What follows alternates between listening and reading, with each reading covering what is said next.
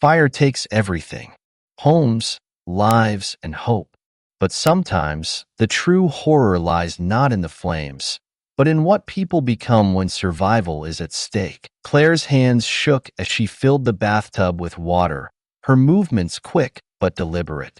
She turned to Nate, who was soaking towels in the sink, his coughing growing worse with each passing minute. The smoke was relentless, creeping in through the smallest cracks despite their best efforts to seal the room. A loud creak echoed through the house, followed by a sound that made Claire's stomach drop. The fire had found its way inside. She froze, her mind racing. They were running out of time. "I need to check the back door," she said, her voice steady but firm. Nate's eyes widened, and he shook his head.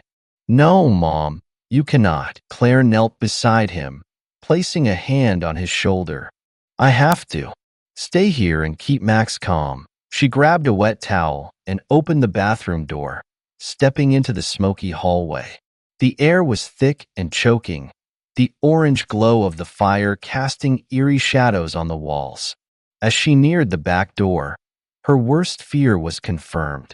Flames were licking at the edges of the frame, their relentless advance threatening to consume everything. Claire's heart pounded, but she forced herself to think. She spotted the fire extinguisher near the kitchen and lunged for it, coughing as the smoke filled her lungs. She unleashed the extinguisher on the flames, but it was clear it would not hold them back for long. She glanced around desperately and saw the furniture in the living room.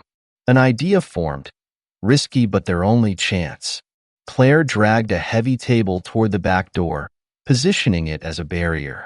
She ran to the bathroom, filling bowls and pots with water from the tub and dousing the makeshift barricade. The fire hissed and sputtered as the water hit it, buying them precious moments. Returning to the bathroom, Claire shut the door tightly, her chest heaving from the effort.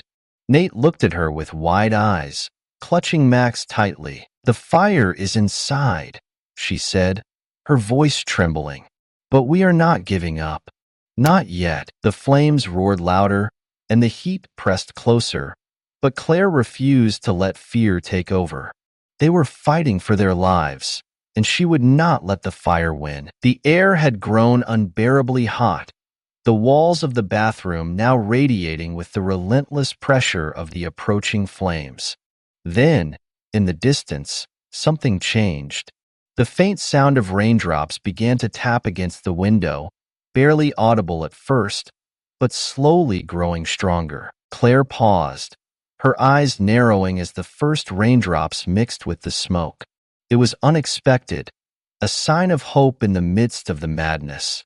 The wind shifted, carrying the rain toward the fire, and for a moment, the flames seemed to hesitate. Outside, the blaring lights of fire trucks pierced through the thick smoke, their presence a beacon of life.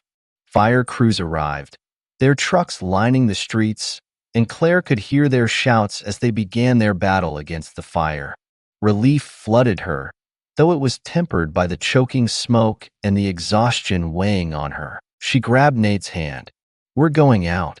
We need to get to the firefighters." They stumbled out of the bathroom, covered in soot and coughing as the air outside seemed even thicker than before. Claire shielded her eyes against the smoke and debris, squinting through the haze. The fire was being pushed back, but it wasn't over yet. The firefighters worked with grim determination, focused on containing the spread.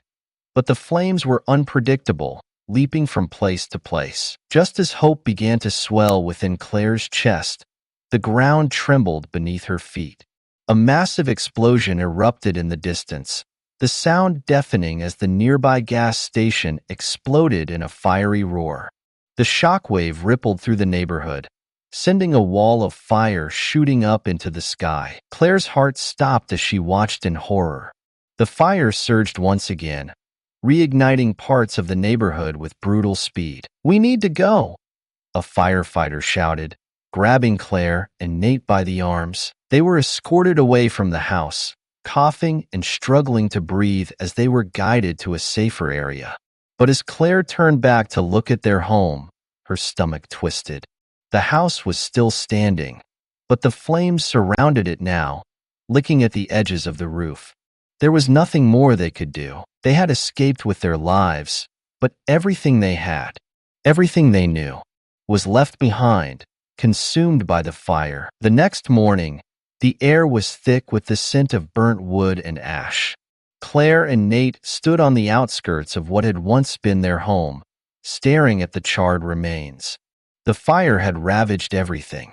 What was once a place of comfort and memories now reduced to blackened skeletons of walls and melted belongings. Smoke still rose from the smoldering ruins, as if the fire was reluctant to let go of its hold. They had lost everything, but at least they still had each other. The weight of that thought was both a comfort and a bitter reminder of the fragile nature of life. As they stood there, a firefighter approached, holding something small in his arms. The dog. Max Claire's heart skipped a beat as the firefighter gently placed their dog into her arms. Max was covered in soot, his fur matted and his eyes wide with fear. But he was alive. He was hiding under a neighbor's porch, the firefighter said, his voice tired but filled with empathy. We found him safe. Claire's hands shook as she held Max close, tears welling in her eyes. It felt like a small miracle, a glimmer of hope in a day filled with loss. Nate wrapped his arms around her, his face streaked with soot, but also showing a faint smile of relief. We made it, Mom. We're okay. Claire nodded, unable to speak for a moment. It was a simple truth, but it carried so much weight. Their house was gone, but their lives, against all odds, had been spared. As they walked away from the remains of their home, a sobering thought settled in. Not everyone had been as lucky that day. In the face of the fire's destruction, Claire and Nate had survived. But survival, Claire realized, was its own kind of victory. The fire had taken so much, but it had not taken everything. What would you do in a moment of sheer desperation? Share your thoughts in the comments below. And fire has a sound. It is not just the roar you hear in movies or the crackle of wood burning. It is alive. It whispers, it breathes, and sometimes it screams. That night, the Los Angeles fire was not just devouring buildings or reducing homes to ash. It was consuming something far older, something far darker. And I was right there in the middle of it. As a firefighter, you were trained to handle danger and to stay calm when the world around you is falling apart. But nothing prepares you for what I faced that night. The flames were relentless, but it was not just the fire that left me shaken. It was what I saw in its glow. It was what followed me after. They say the fire destroyed everything in its path. That is a lie. There are things it did not destroy. There are things it awoke. I did not believe in ghosts, in curses, or in stories meant to keep children from wandering too far. But what I experienced that night was not a story. It was real. The flames may have been extinguished, but the horror I encountered still burns in my mind. And the truth is, the fire was only the beginning. The air was unbreathable, thick with smoke that stung your eyes and filled your lungs with every step. The wind was relentless, tearing through the trees and scattering embers across rooftops like nature itself was determined to spread the destruction. We were on the edge of the fire line, a place where the flames could either stop or consume everything in their path. I was assigned to a property that stood alone at the edge of a canyon. The house was old, its weathered wood and broken shutters giving it a presence that felt out of place. It looked abandoned, but the call had come from there, and someone had to check. When I arrived, the fire was closing in fast. The flames had already claimed the ridge above, sending burning debris cascading down the slope. The wind carried the sound of distant sirens and frantic voices, but here it was quiet. Too quiet. I could feel the heat on my face, even from a distance. The house seemed to defy the chaos around it, standing untouched while the world burned. I stepped onto the porch, my boots crunching over broken glass and debris. The door was slightly open, creaking with every gust of wind. I called out, but no one answered. The silence felt heavy, like the air inside the house was holding its breath. That was when I saw the first sign that something was wrong. There were footprints in the ash on the floor, leading from the front door deeper into the house. They were fresh, but they stopped abruptly, as if whoever had made them had vanished into thin air. The silence inside the house was unbearable, but stepping back outside was worse. The fire was closer now, and the crackle of burning would seem to echo all around me. I was about to radio for backup when I saw him. An old man stood at the edge of the property, right where the flames were creeping forward. He was tall and gaunt, dressed in clothes that looked as if they belonged to another time. What struck me most was how still he was. While the fire consumed everything around him, he stood completely untouched. I called out to him, my voice cracking in the heat and smoke. He turned slowly, his face pale and his eyes dark and sunken. There was something about the way he looked at me that sent a chill through my body, even with the fire raging so close. "You should leave," he said. His voice was calm, too calm for someone standing in the middle of a wildfire. I told him he needed to evacuate, that it was too dangerous to stay. But he just shook his head. "It is not the fire you should fear," he said. "It is what lingers after the flames die." Before I could respond, he pointed toward the house. His hand was bony, and the way he moved felt unnatural, like a puppet on strings. I turned to follow his gaze, and when I looked back, he was gone. There was no sound, no movement, just empty space where he had been standing. I searched the area, shouting into the darkness, but he had vanished as if he had never been there at all. All that remained was the fire, creeping closer with every second. The fire was finally out. Days of battling the flames had left me exhausted, but the sight of charred hills and empty streets lingered in my mind. When I returned home, I thought I could finally rest, but the moment I walked through the door, I felt it. Something was wrong. The air inside felt heavy, almost suffocating, as if the smoke had followed me back. The house was eerily quiet, but it was not the kind of quiet that brings peace. It was the kind that keeps you looking over your shoulder.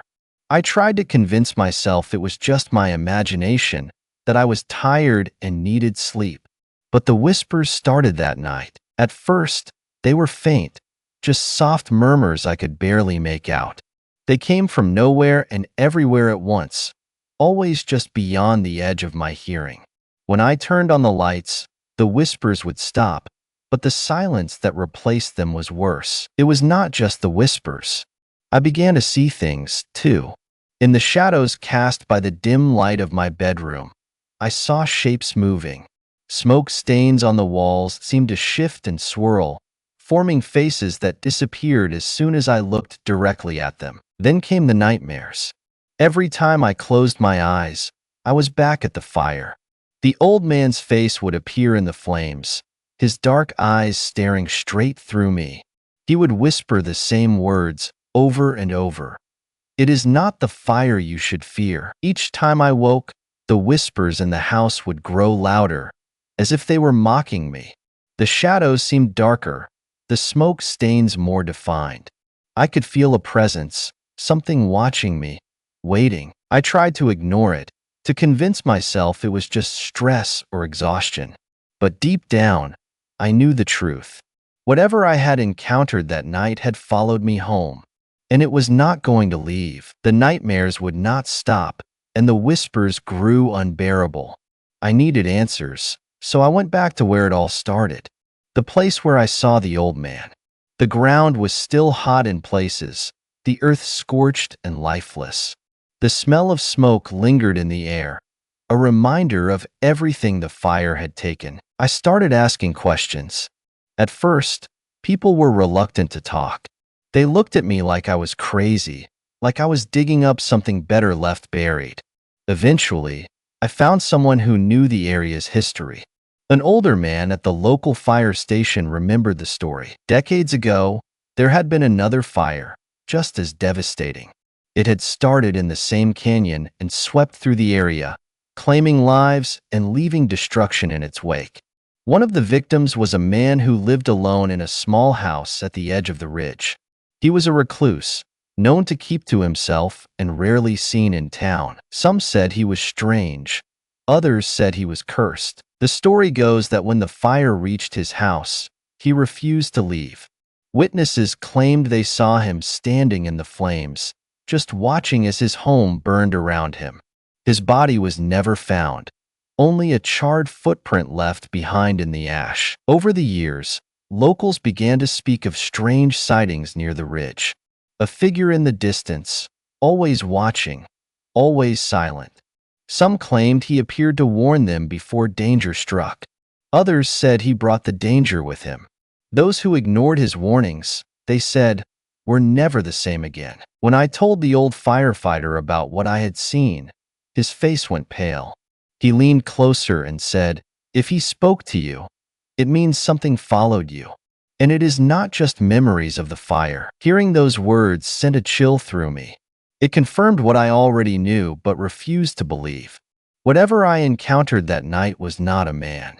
It was something else, something tied to the flames, and it was not finished with me yet. The whispers had become unbearable, louder with every passing night. They seemed to come from the walls, the floors, even the air itself. Every shadow felt alive, and every flicker of light seemed to hide something watching me. That night, I could not sleep. The air in the house was stifling, and the faint smell of smoke seemed to cling to everything. As I sat in the dark, I felt it before I saw it. A presence that made the hair on my neck stand on end. Then, he appeared. The old man from the fire stood in the corner of the room, his dark, sunken eyes fixed on me. His face was pale, his skin charred and cracked in places as if he were still burning. He raised a bony finger and pointed at me, his voice cutting through the silence like a blade. "You were warned," he said, his voice low and hollow. "You saw the flames and ignored the truth. Now, you will burn." Before I could move, the room erupted. Flames burst from the walls and furniture, consuming everything in an instant. The heat was unbearable, and the smoke filled my lungs as I stumbled toward the door. The old man stood motionless, the fire swirling around him but leaving him untouched. His gaze never wavered, and his words echoed in my ears. "You cannot escape what follows you," he said, his voice blending with the roar of the fire. I threw open the door and ran, the heat singeing my skin as I made it outside. When I turned back, my house was engulfed in flames, but the old man was gone. The fire burned fiercely, yet the surrounding area remained untouched. It was as if the flames had been meant for me alone. I stood there, gasping for air, as the house crumbled into ash. The whispers were gone, but the silence that followed was not comforting. It was heavy, like the weight of something unseen still lingering, still watching. I left the firehouse. I could not stay. I could no longer do the job. The fire, it followed me, and I knew it would never let me go. Not after what I saw. Not after what happened to my house. The old man's curse wasn't something I could outrun or forget. I had seen the truth. Some things cannot be extinguished, not by water, not by time, and not by fear. I tried to move on, to find peace, but the weight of that night has stayed with me. It's in the air I breathe, in the shadows that follow me. The fire may have died, but the terror never fades. It waits, like an ember that refuses to go out, ready to ignite again when you least expect it. I quit, and I warned them. Those who are close to the flames, those who chase the fire, should know what comes with it. Some flames aren't meant to burn out. They are meant to linger, to haunt, to take. And for those of you watching, consider this your warning. The past is never truly gone.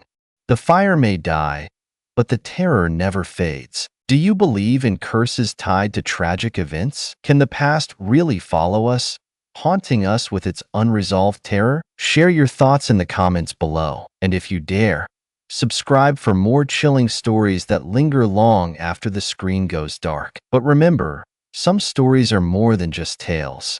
They are warnings,